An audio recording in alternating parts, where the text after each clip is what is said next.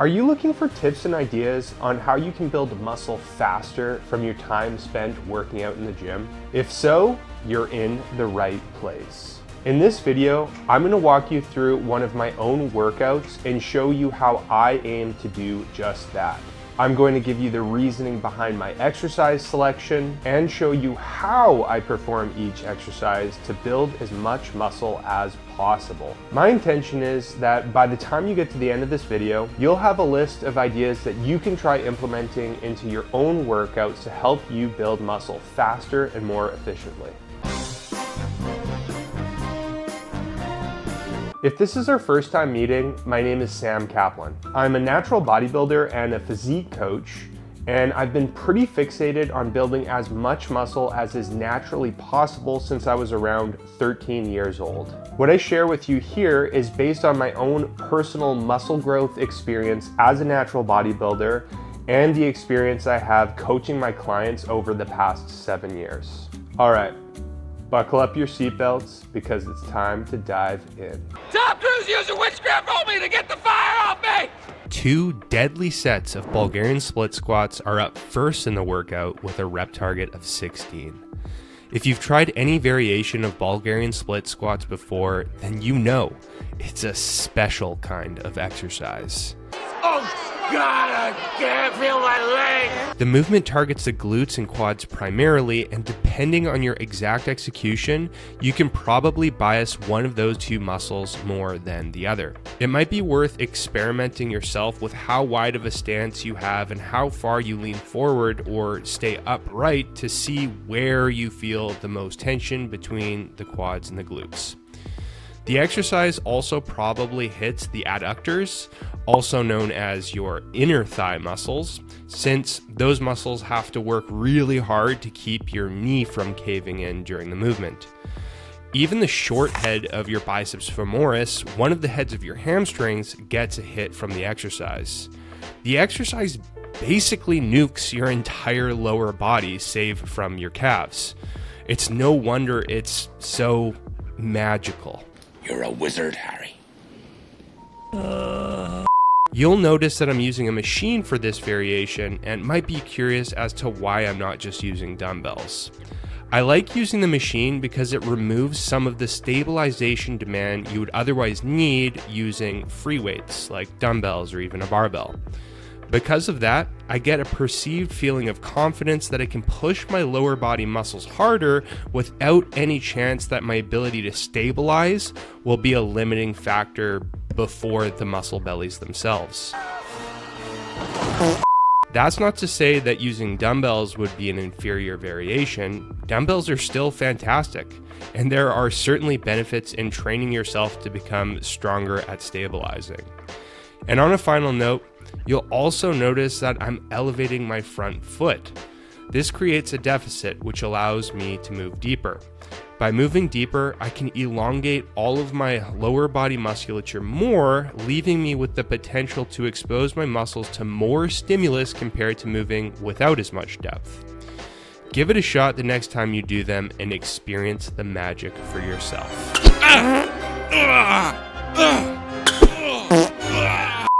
2 sets of bent over dumbbell rows are next with a rep target of 15.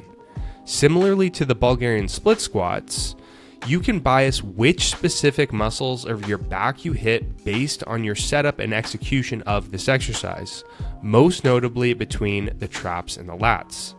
That's a big part of the beauty of row variations, in my opinion. They're versatile. I'm doing these here with a fairly pronounced rounded thoracic spine. I'm really opening up my scapula, and I'm raising the dumbbells towards the middle of my rib cage.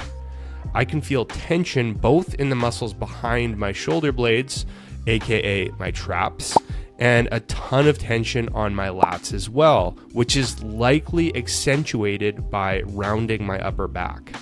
So from the specific exercise setup, I'm hitting a huge portion of my back musculature, but perhaps with a bit of an emphasis on my lats.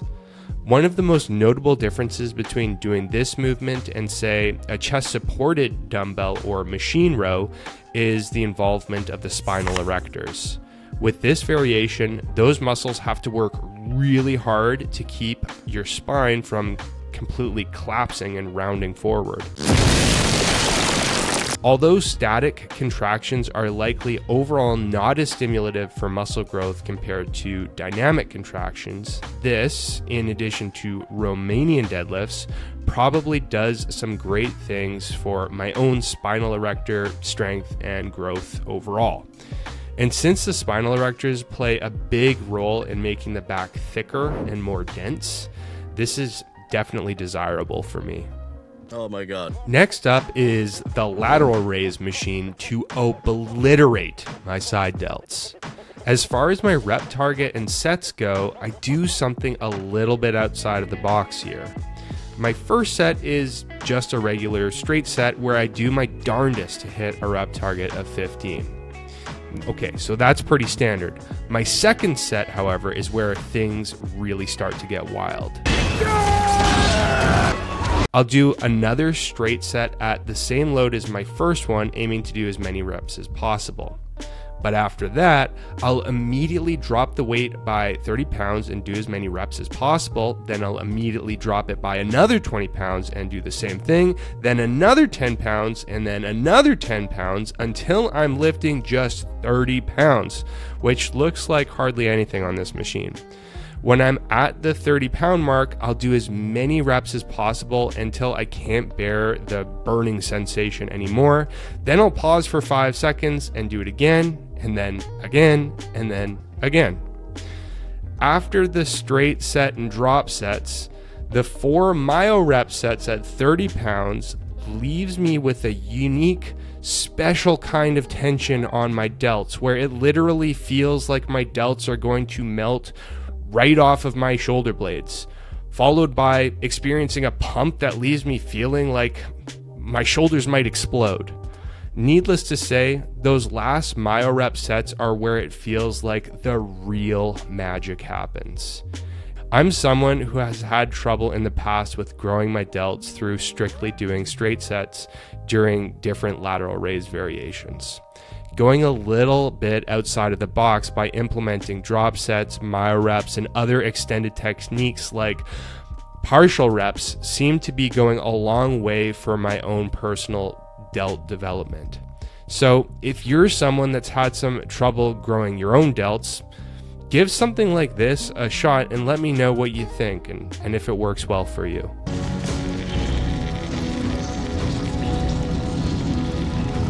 On a super quick note, I thought I'd take a second to invite you to ask any questions that you have related to exercise selection, training technique, or anything related to building muscle in the comment section below. I might not know the answer to every question, but I'll still do my best to, at the very least, point you in the right direction if I can. Okay, let's get back to the workout. 2 sets of horizontal cable rows to bias my traps are next with a rep target of 15.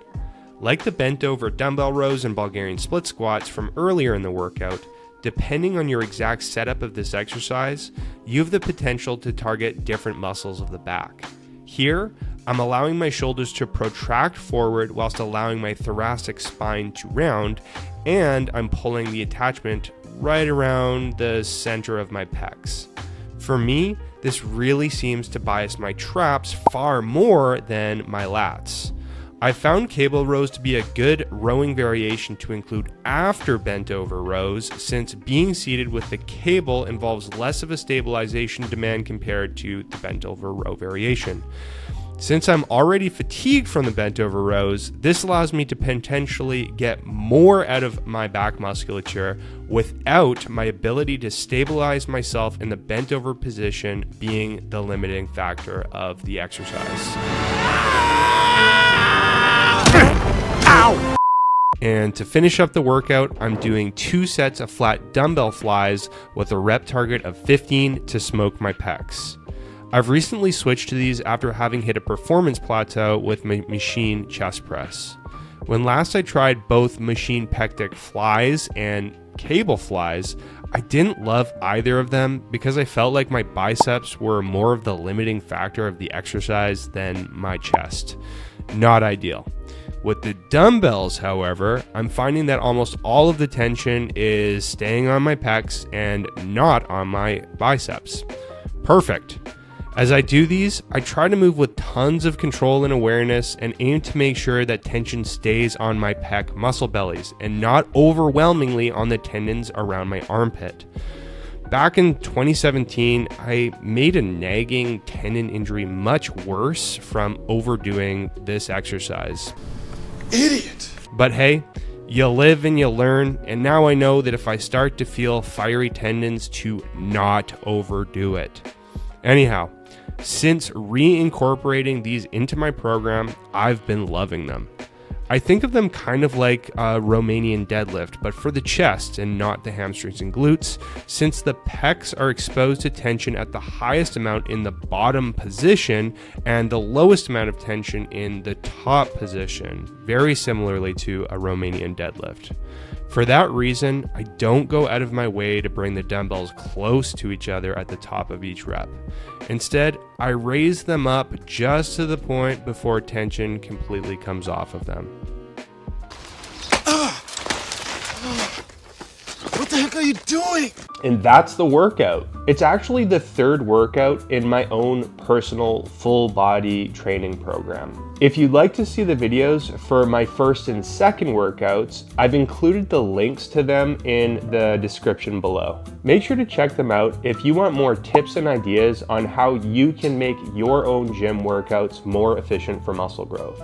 If you found this video to be helpful, let me know by dropping it a like and subscribe to this channel for more videos like this one. Feel free to follow me on my Instagram account for more fitness content too. Thanks so much for watching, and as always, lift hard, lift smart, and I'll see you in the next video.